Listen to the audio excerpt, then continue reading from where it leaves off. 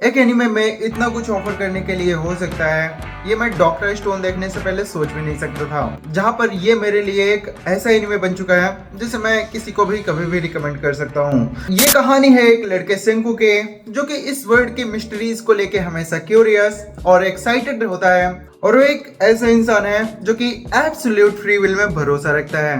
Doctor stone देखने से पहले अगर आप मुझसे कहते कि एक ऐसा भी एनिमे एग्जिस्ट करता है जहां पे लिटरली एक भी कैरेक्टर अनइंटरेस्टिंग नहीं है, तो मैं शायद आप पे हंसता और वहां से चले जाता।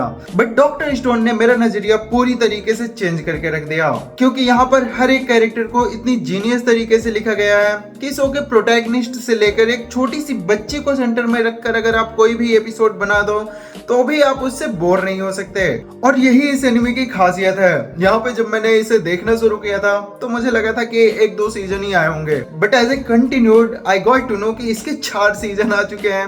एंड मैं देखता गया अनएंडिंग तक। It got me with so many emotions कि मुझे ऐसा फील हो रहा था कि ये एक ऐसा शो बन गया है जो कि तुम्हारे अंदर एम्प्टीनेस और हंगर दोनों चीज छोड़ के जाता है, जिसको देखने के बाद में आप गूगल में जाके सर्च करते हो कि top 10 anime like doctor stone something. जहां पर अगर आप इस तरह के इंसान है जो कि कॉन्स्टेंटली सोचता रहता है दुनिया के गलत एस्पेक्ट्स के बारे में और उनको कैसे फिक्स किया जा सकता है, तो आपको डॉक्टर स्टोन जरूर देखना चाहिए। क्योंकि ये शो केवल साइंस के बारे में नहीं है, ये शो है कंट्रोल के बारे में, ये शो है प्रोग्रेस के बारे में, और कौन दुनिया को किस तरह से बनाना चाहता है उस बारे में। जहां पर भले ही इस शो का मेन थीम साइंस हो, मगर उसके साथ साथ ही ये शो पॉलिटिक्स, मॉरल कॉन्फ्लिक्ट और बहुत सारी मिस्ट्री और एडवेंचर से भरा हुआ है। जहां पर इसकी मिस्ट्री आपको टॉप टियर लेवल की मिस्ट्रीज में से एक लग सकती है, और वहीं पर इसका एडवेंचर आपको वन पीस जैसे शो की याद दिला सकता है। हाँ, और ये मैं बढ़ा चढ़ा के नहीं बोल रहा हूँ। जब आप शो देखने जाओगे या फिर आपने अगर शो देख रखा होगा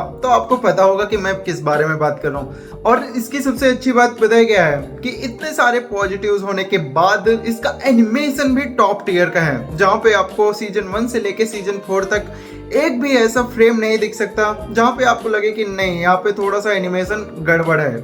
और इतनी सारी चीजों के साथ में इसका बैकग्राउंड म्यूजिक, जहाँ पर जब इसको आप देखने बैठोगे तो it gives you a feeling like कि तुम ना किसी पुराने समय में ट्रांसपोर्ट हो चुके हो, जहाँ पे लोग मेडिवल एरा में रह रहे हैं, वो हंटिंग कर रहे हैं अपने खाने के लिए। उनके पास में ऐसे रिसोर्सेस नहीं है जहाँ से वो पता कर सके कि उनको कौन सी बीमारी है, और वहीं पे एक ऐसा बंदा पहुंच जाए जो कि मॉडर्न वर्ल्ड से बिलोंग करता है। अब ये कॉन्सेप्ट आप कभी भी सोचोगे ना तो मेरा दिमाग ब्लो हो गया था कि ऐसी चीज तो भाई टाइम ट्रेवल वाली सीरीज में ही पॉसिबल है कि कोई फ्यूचर से बंदा पास्ट में पहुंच जाए एंड समथिंग। बट इस शो में ना उस चीज को जैसे दिखाया गया है कि भाई पूरी दुनिया पत्थर की बन चुकी है, and there were some people जो कि नहीं बने थे एंड वो स्पेस में थे, फिर वो वहां से जमीन पे लैंड करते हैं एंड वो अपनी दुनिया बनाते हैं। सिंस उनके बाद में जो जनरेशन आई उनको टीच नहीं कर सकते थे ये सारी साइंस, क्योंकि उनके पास में रिसोर्सेस और टूल्स नहीं थे, तो उन्होंने इस चीज को पास ऑन करने का तरीका पता है क्या निकाला?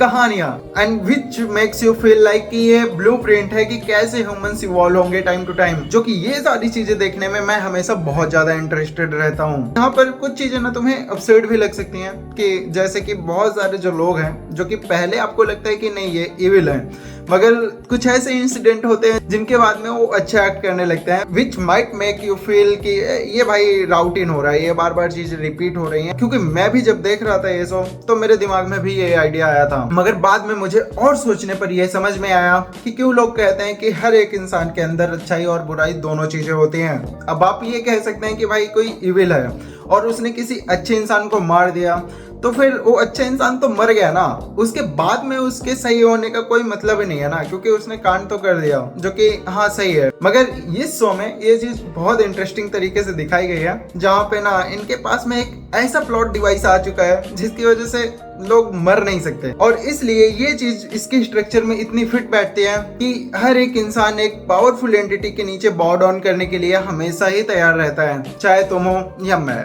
और अभी तक आपको देखने में ऐसा लग रहा होगा कि मैं बहुत ज्यादा सीरियस चीजें डिस्कस कर रहा हूँ, तो हाँ, ये शो बहुत ज्यादा सीरियस है। एंड यही चीज इस शो को और ज्यादा ब्यूटीफुल बनाती है कि इतने सारे सीरियस टॉपिक्स कवर करने के बाद भी इट नेवर फील सीरियस। जहाँ पे दूसरे show like attack on Titan उस ट्रॉमा को ना बहुत ज्यादा एनहांस करके दिखाते हैं। इट फील्स लाइक कि उनकी दुनिया में कुछ अच्छी चीजें एग्जिस्ट ही नहीं करती हैं। The only thing that exists in that world is trauma। मगर वहीं पर ये शो उन सारी चीजों को इतनी सही से बैलेंस करके चलता है, बिल्कुल एक इंसान की लाइफ की तरह, जहां पर no matter how traumatized and depressed you are for a certain amount of time, मगर हर एक इंसान की लाइफ में ना उतार चढ़ाव, हंसी दुख और सारी चीजें होती रहती हैं। और ये शो ना उस चीज को इतनी अच्छी तरीके से, इतनी ब्यूटीफुल तरीके से कैप्चर करता है। मुझे तो नहीं लगता कि और किसी शो में ऐसी चीजों को इस एक्सटेंट तक समझकर इतना ब्यूटीफुल तरीके से लिखा गया होगा।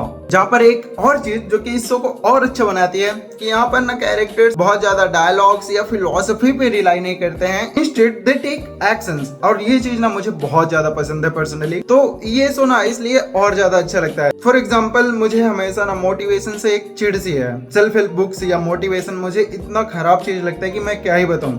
बट वहीं पे when I was watching Haikyu, तो मैं हिनाटो को देख के खुद ही मोटिवेट कर रहा था। And then I question myself कि भाई मैं क्यों मोटिवेट हो रहा हूँ, मैं तो दूसरे से इंस्पायर होने से नम हूँ ना।